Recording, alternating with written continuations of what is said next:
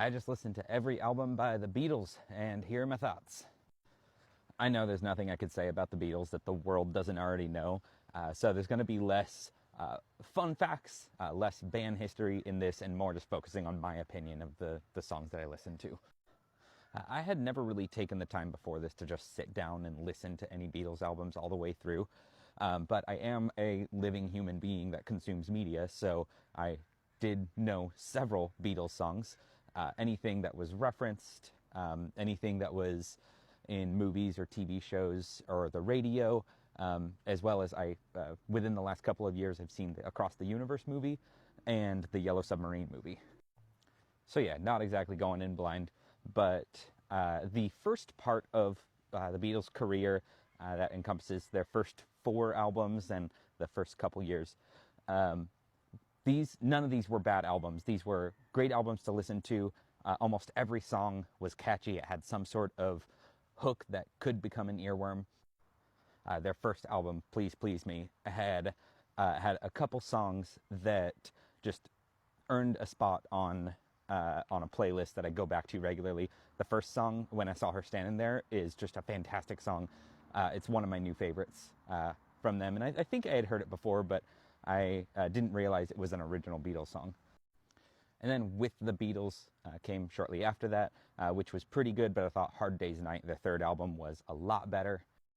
The title track of this album, as well as Can't Buy Me Love, were really, really big standouts. But of course, as is the Beatles' speciality, every single song is catchy enough to be really enjoyable.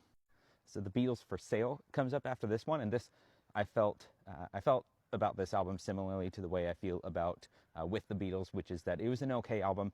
This one has 8 Days a Week, which is another one of my favorite early Beatles songs. But this whole era really is just their pop era. They're making music that is very easy to listen to. Imagine if you're going to high school prom in the early 60s, this is the kind of music that would be playing and the kind of music that you and all your friends would be into. So yeah, just a lot of cute pop songs about young love and breakups and things like that. Their 5th album, Help, is where I start noticing their songwriting style mature a bit. This is a really strong album, but the best is yet to come. With the title track, with Ticket to Ride, with Yesterday, I'm noticing that their songwriting is getting a little bit more mature. They're a little bit better at being more intimate, and they're starting to get a little better at speaking about more universal human experiences.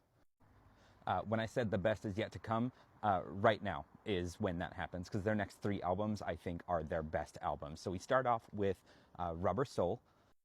I loved this album so much. Every single song was great.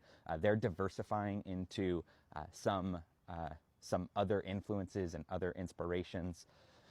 They're speaking a little bit more about the world, and they're starting to touch on personal experiences that the band has. I believe this is around the era where they start doing psychedelic drugs, and they want to talk about that more.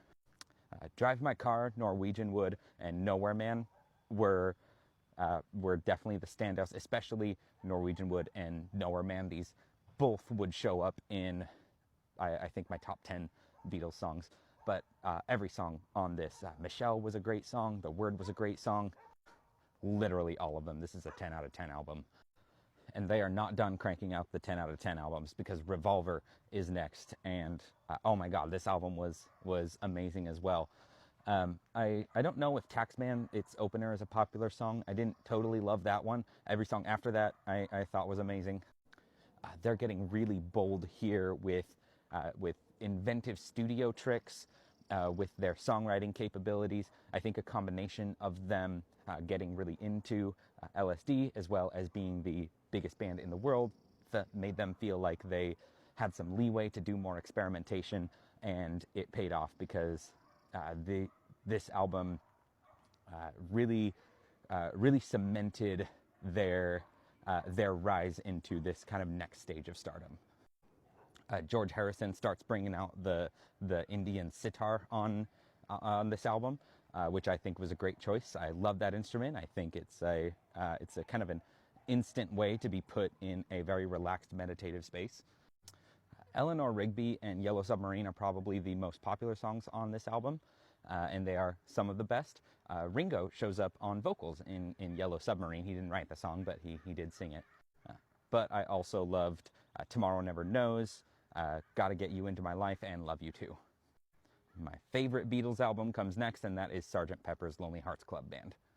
This, I think, is the height of their psychedelic art rock phase, and again, 10 out of 10 album. The entire thing was just amazing. They're still writing really catchy, memorable songs, but they're making it so much more human and universal than their early work.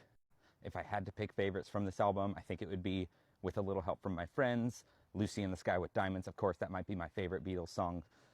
Getting Better, and Within You Without You. From what I read, it seems like opinions on Within You Without You is a bit divided among Beatles fans, but it is one of my favorite Beatles songs. I love it.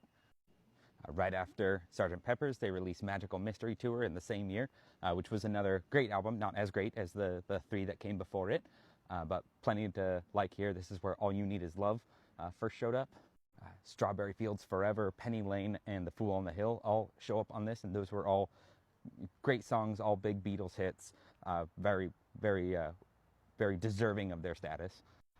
The White Album comes after this. It was just called The Beatles, but everyone calls it The White Album. And this supposedly is a sign that the band is not working together as a band as well as they used to, and instead they all write their songs separately and then show up to put them on the album. Well, there was enough infighting because Paul wanted to focus more on the music, whereas it seems like the other members wanted to get more into other business ventures. But then there's pressure from the external world as well. A lot of political pressure. Movements and governments were reading way into their lyrics and imagining that they were communist spies, or in the case for the White Album, which had Helter Skelter on it, Charles Manson had imagined that there was some hidden race war meaning in that song. This was a great album. It was just a bit more uneven than their solid 3-album stretch that was Rubber Soul, Revolver, and Sgt. Pepper's. I liked the second half of the White Album a bit more than the first half. This, with few exceptions, I think that everything from Birthday down to Revolution 1 is most of the best songs on the album. The few exceptions being Back in the USSR and While My Guitar Gently Weeps.